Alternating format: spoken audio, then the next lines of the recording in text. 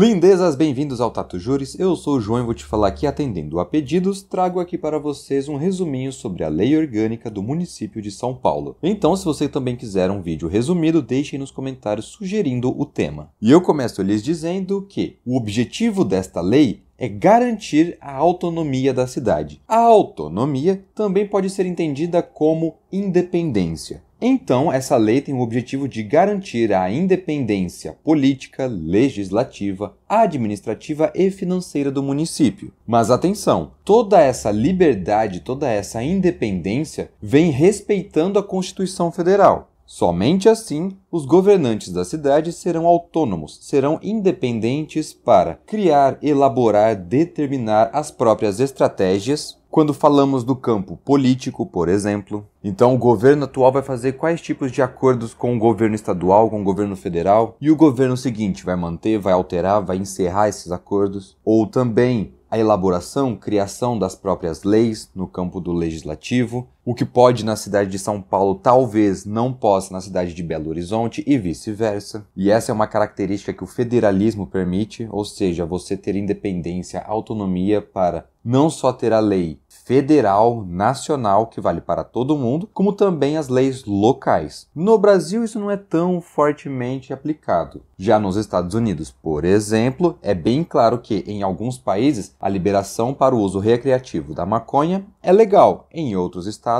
não. Da mesma forma, o aborto. Lá, em alguns estados, é legalizado, em outros, não. Aqui no Brasil, nós costumamos ter tudo muito mais abrangente para todo mundo, mesmo no âmbito local. Mas não paramos por aqui, também temos essa liberdade, autonomia e independência para a criação e elaboração de execuções. E aqui é no meio administrativo. Execuções de quê? Execuções de planos, metas, obras, faremos de segunda a sábado, faremos em um feriado municipal ou não, realizaremos essas obras durante a noite ou não, e assim por diante. E por fim, temos aqui as economias, no campo da autonomia financeira, que aí permite o prefeito, o vereador, todo mundo ali da Câmara decidir quanto é que a gente vai gastar com as escolas municipais de São Paulo. E as ruas de São Paulo vão receber quanto aqui para recapeamento, e assim por diante. Mas reforçando tudo isso de acordo com a Constituição Federal. Não adianta nada a lei máxima falar é proibido roubar, e aí a lei municipal vem e diz está liberado roubar. Não, uma coisa não pode estar em conflito com a outra, ok?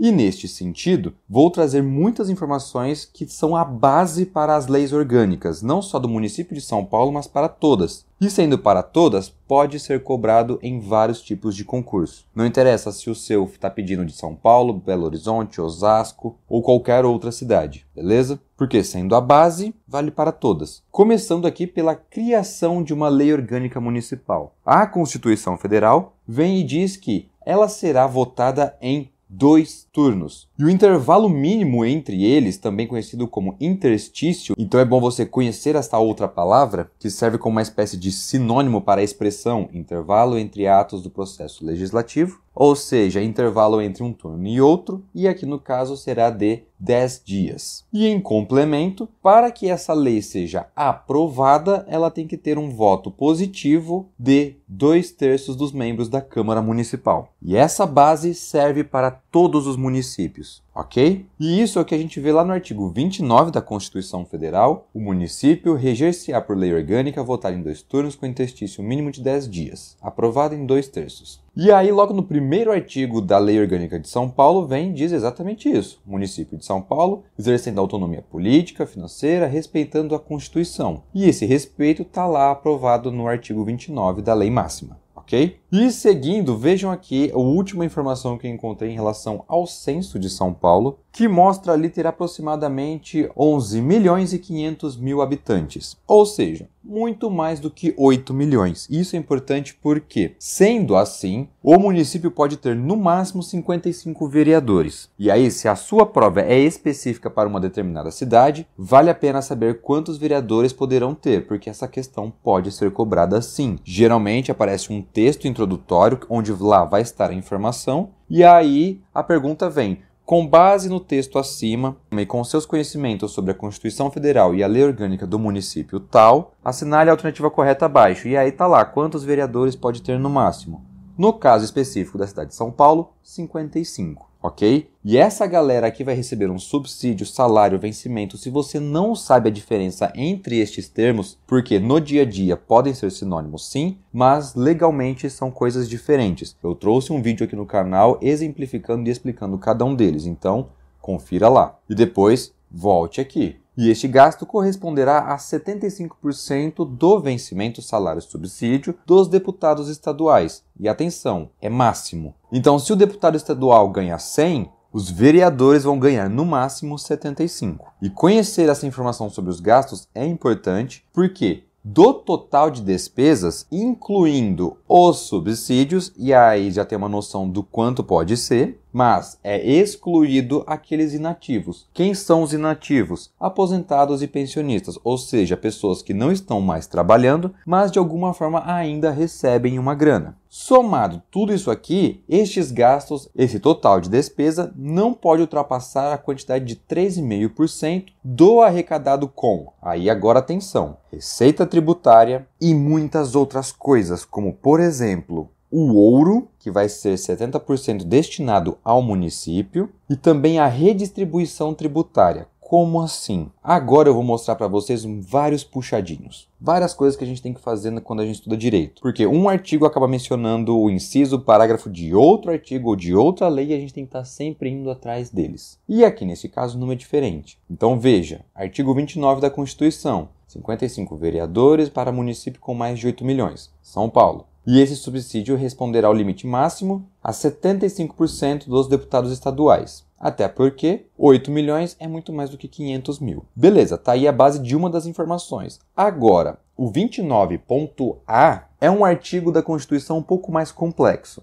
Total de despesas, incluindo subsídios, excluído inativos, e transferências previstas no parágrafo 5º do artigo 153, começando os puxadinhos. O artigo 153, parágrafo 5º, o parágrafo 5º do artigo 153 vem e fala o ouro, quando ativo financeiro e instrumento cambial. E aí ele vai estar inserido no imposto do inciso 5. Qual que é o imposto do inciso 5? Tá lá, outro puxadinho, operações de câmbio. E em relação ao total deste valor, ao câmbio do ouro, 70% vai para o município de origem. Então, se o ouro veio de São Paulo, 70% do seu valor volta para a cidade de São Paulo. Beleza? Mas note que também continuamos ali, ó, artigo 158. Vamos lá. 25% do imposto sobre circulação de mercadorias. Deste valor, 65% no mínimo para os seus territórios, ou seja, mais uma fonte de renda para o município. E não paramos por aí, 159 vem e diz que 50% dos produtos industrializados, 22,5% vai para a participação dos municípios. Então, suponha que arrecadou 300, esse é o 100%. 50% disso vai ser para a distribuição. Agora nós temos 150 para distribuir para a linha A, a linha B e a linha C, entre outras. No exemplo em questão,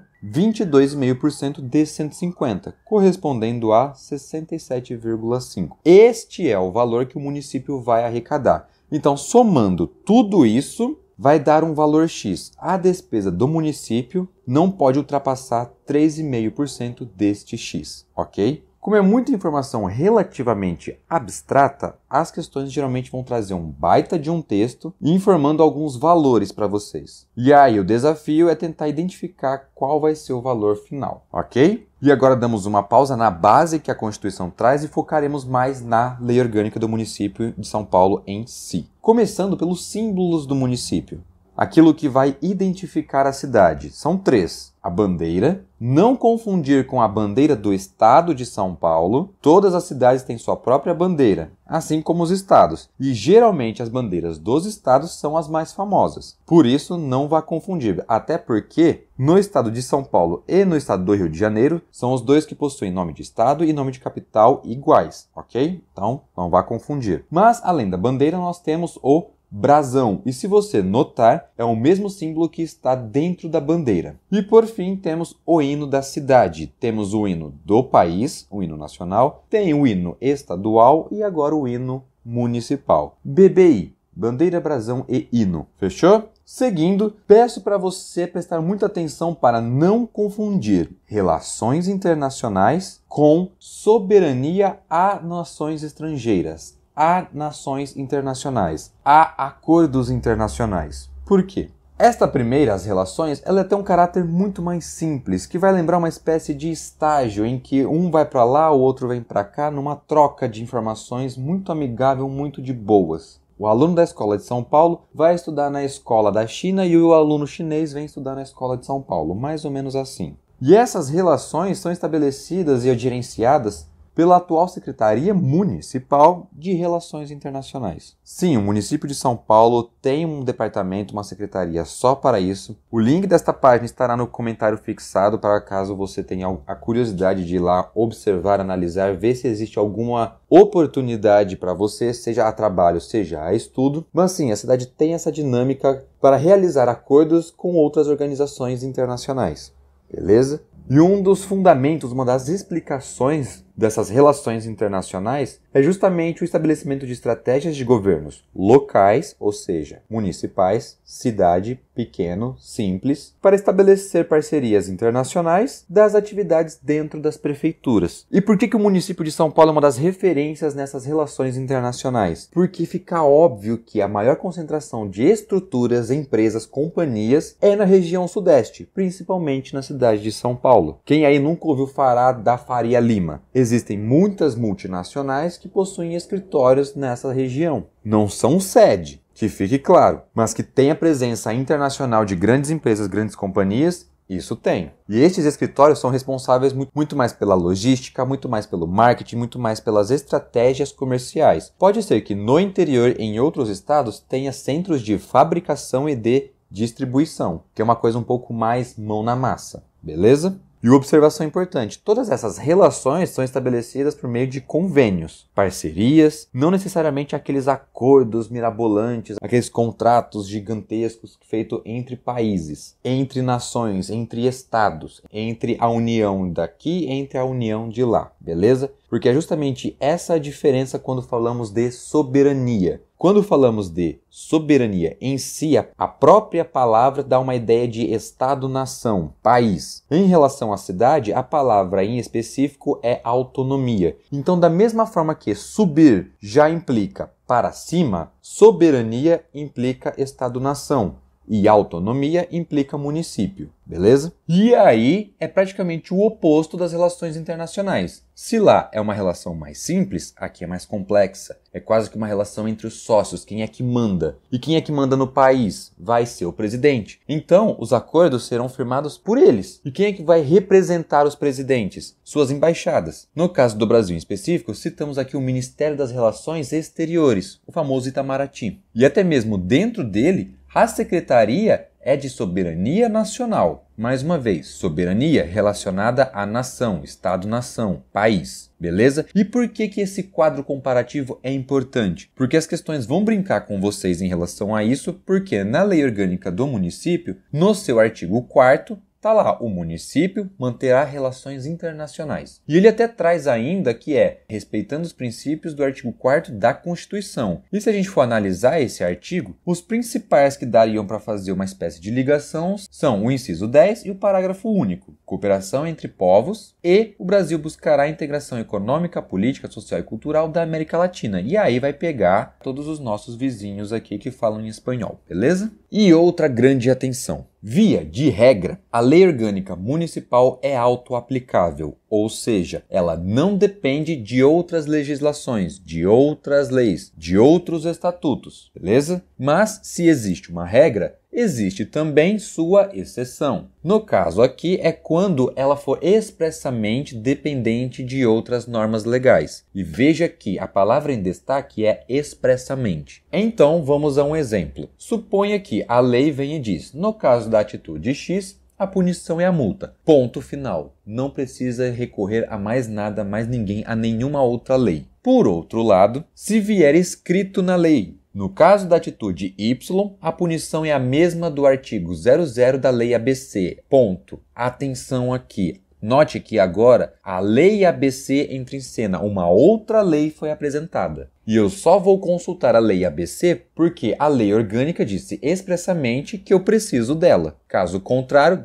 deixa essa lei lá do outro lado, beleza? E isso é o que está lá no artigo 3º da Lei Orgânica Municipal. Esta lei, normas autoaplicáveis, exceto quando expressamente depender de outras leis. Fechou? E aqui agora vou trazer para vocês algo bem complexo que são os princípios e diretrizes. Complexo logo já neste começo, porque apesar dos apesares, apesar do que pode parecer, princípios e diretrizes não são sinônimos. Já disse para vocês outras vezes, como por exemplo neste vídeo que estou apresentando para vocês, que palavras que são sinônimos no dia a dia, no juridiquês, no direito, não são necessariamente. No vídeo em questão eu falei sobre princípios e fundamentos. No caso aqui da Lei Orgânica do Município de São Paulo, princípios são a base para o sistema. Ele define valores e preceitos, é um conceito muito mais ligado à ética. Já a diretriz são estratégias para alcançar objetivos. Pode ser que um complemente o outro, mas não necessariamente um é sinônimo do outro, beleza? E atenção, porque esses princípios e diretrizes somam 13 no total. E eu tentei facilitar a vida de vocês colocando-os em 2 pacotes. E eu separei sendo o pacote administrativo e o pacote popular. E aqui foi muito mais uma linha de raciocínio do que um mnemônico ou algo parecido. E começando pelo administrativo, tudo o que nós falamos até agora e reforçamos e praticamente começamos foi sobre a autonomia municipal. O objetivo desta lei é garantir a autonomia do município. Só que não é porque ela é autônoma, não é porque ela é independente que ela vai fazer tudo de qualquer jeito. Não, existe uma espécie de moral aí. E essa moral vem amparada pela ética, certo? Só que para isso ser atingido, os servidores, os agentes públicos precisam ser idôneos, precisam ter boa fé, porque são esses servidores, porque são essas pessoas que farão a programação e o planejamento sistêmico do que vai acontecer na cidade. E são essas mesmas pessoas que farão articulações e cooperações com os demais entes federados. É o prefeito que vai fazer o acordo com o governador. Quantas e quantas vezes em passeatas, campanhas, ou até mesmo notícias você não viu lá, o governador recebeu o prefeito da cidade. Calamidade, enchente, desgraça, o prefeito foi pedir ajuda para o governador, o prefeito foi pedir ajuda para o presidente. Essas pessoas precisam ser idôneas, essas pessoas precisam ter moral, essas pessoas têm que fazer uma programação e um planejamento que garanta ainda a autonomia e a liberdade do município, para não ficar dependente sempre de outros, certo? E tudo isso tem que ser feito como? De forma democrática, a pessoa não vai virar um prefeito ditador. Se acontecer, tá muito errado. Não é porque ele é o prefeito que ele vai sair passando por cima de todos os procedimentos, de todas as leis, de todos os processos e fazer tudo do jeito que ele quer, certo? Se está realmente certo, essa democracia vem para respeitar as ações dos movimentos sociais, porque os movimentos sociais são legítimos. Os movimentos sociais, na sua essência, tentam ajudar, têm uma boa causa. Mas a forma como eles vão proteger essa boa causa não pode ser também de forma bagunçada, de qualquer jeito, até porque conhecemos alguns movimentos que são famosos por baderna, que são famosos por vandalismo, que são famosos por invadir onde não pode, por invadir onde não deve. E aí faz parte da administração chegar e defender o território, os recursos naturais do município. Não é porque você é de um movimento social que pode fazer o que bem entende. Porque da mesma forma que esse território, esse recurso é seu, ele também é meu. E eu quero ver ele preservado, eu quero ver ele mantido. E aí você quer uma coisa, eu quero outra, quem é que vai ser a mediação nesse meio? A administração pública. E via de regra, ela tem que ficar do lado da preservação e da defesa, beleza? Eu sei que é uma linha de raciocínio bastante abstrata, mas dá pra chegar lá, fechou? Já o pacote do caráter popular, ele tá muito mais focado em isso mesmo, participação popular. A pessoa vai votar, a pessoa vai discutir, a pessoa vai acompanhar votações na Câmara, dentre outros. E essa participação vai ser administrada de forma transparente. O controle popular também será transparente. As pessoas têm o direito de fazer greve, as pessoas têm o direito de fazer manifestação, só que a forma como elas serão tratadas tem que ser transparente. Ah, por que é que mandou a tropa de choque? Porque eles estavam quebrando as lojas, porque eles estavam fazendo atos de vandalismo. Ah, justificado. Agora, tá todo mundo na manifestação fazendo uma passeata mó pacífica, só estão gritando. Não tem motivo para isso. Poxa, então, controle popular tem que ser mais transparente aí. Então, nesse caso, por que foi que enviou a tropa de choque? Não precisava. Precisamos de mais transparência. Isso tudo porque a lei vai acolher todo mundo com maior respeito, garantindo a eles tratamento igual. E aqui, vejam só, que são a todos que afluam para o município. Afluir vai ter aqui o sentido de chegar. Então, se você mora em outra cidade e vem para São Paulo, parabéns, você vai ter o mesmo tratamento de quem sempre nasceu, cresceu, morou e está em São Paulo até até hoje. Não é porque você veio de outra cidade, de outro estado, de outro país que você terá um tratamento diferente, ok? Da mesma forma, você terá todos os bens e serviços que vão te dar uma condição de vida digna. Assistência, amparo, serviço social e outros. A lei vem e deixa isso bem específico, bem claro, bem óbvio de que é para todo mundo mesmo, independente da sua origem, raça, sexo, religião, cor ou condição financeira. É para todo mundo mesmo. E é aquela coisa, se é para todo mundo mesmo, é para mim, é para você. Você quer apedrejar esse monumento? Eu quero manter. E aí, para ser mediador, a administração vem para preservar tudo aquilo que foi histórico e cultural para a população. População, todos, popular. Pacote fechado, beleza? Tire um print desta tela, porque ele vai te ajudar bastante, não só a entender, como também a memorizar todos esses 13 princípios e diretrizes. E agora eu trago para vocês 3 questões. Como tem muita informação, acho que só 3 tá bom por hoje. Então pause o seu vídeo, tente resolver sozinho, porque os comentários e anotações virão em 3, 2, 1.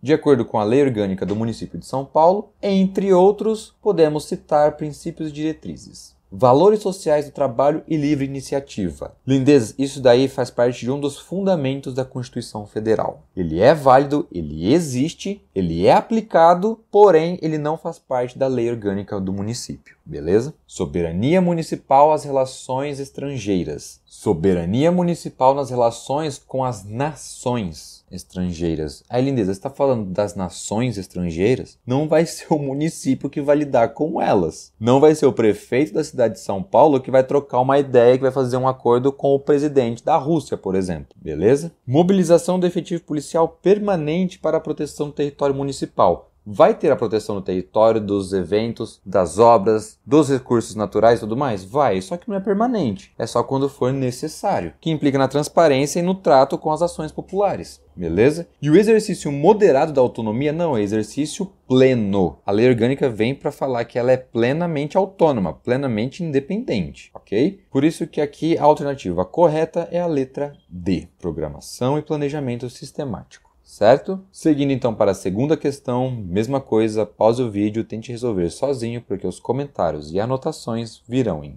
3, 2, 1. Lindezas, essa questão aqui é bem decoreba. A alternativa B vem e fala que estas normas dependem, em geral, de regulamentação de outras leis, decretos, de outra coisa. Não, ela é autoaplicada. Já a alternativa E vem e fala que sim, são autoaplicáveis. Até aí, correto. Apenas na hipótese de se referir a trechos de repetição obrigatória, não, é apenas quando foi expressamente citado que precisa de outra lei. Agora, a C e a D podem causar sim bastante confusão. Pode ser que você não tenha chegado na parte da imediatamente aplicáveis e eu já trouxe isso aqui várias vezes em outros vídeos. Você quase nunca vai conseguir ler todo o edital, você quase nunca vai conseguir ler toda a lei. Mas se você conseguir memorizar a parte que você de fato lê, você vai conseguir resolver várias questões, que é o caso daqui, porque ela praticamente só trocou a ordem das frases, mantendo o mesmo sentido, que é: salvo nos casos em que expressamente haja menção ao diploma legal ou norma infralegal regulamentar, as normas previstas na LOM são autoaplicáveis. Leia essa frase ao contrário. As normas previstas na Lei Orgânica Municipal são autoaplicáveis, exceto, salvo, nos casos que expressamente haja a determinação de outros diplomas legais. Pronto, isso que a gente viu agora há pouco. Beleza? Portanto, a alternativa correta, letra A. E agora chegamos à terceira e última questão. Mesma coisa, pause o vídeo e tente resolver sozinho, porque os comentários e anotações virão em 3, 2, 1. E aí, lindeza, essa daqui vem falando do artigo 29 da Constituição em relação aos municípios. Ou seja, vai falando da base de uma lei orgânica municipal. De qual município? Não sabemos, pode ser de qualquer um. Neste caso em específico, pelo que está falando ali em cima, é da cidade de Santa Luzia do Oeste. Mas poderia ser de São Paulo, poderia ser de Belo Horizonte, poderia ser de Sorocaba, Campinas e por aí vai. E vejam, as alternativas A, B e C estão erradas porque A, lei ordinária, não, lei orgânica. Constituição municipal, não, lei orgânica. A D, confirma, lei orgânica, ok. Porém, votada em um único turno, não, são 2 turnos. Portanto, a alternativa correta, letra E, beleza? E lindezas, chegamos ao final, espero que tenham gostado e entendido. Qualquer dúvida, deixe nos comentários e sugestões de temas que vocês querem ver resumido. Muito obrigado pela atenção e até o próximo vídeo. Tchau!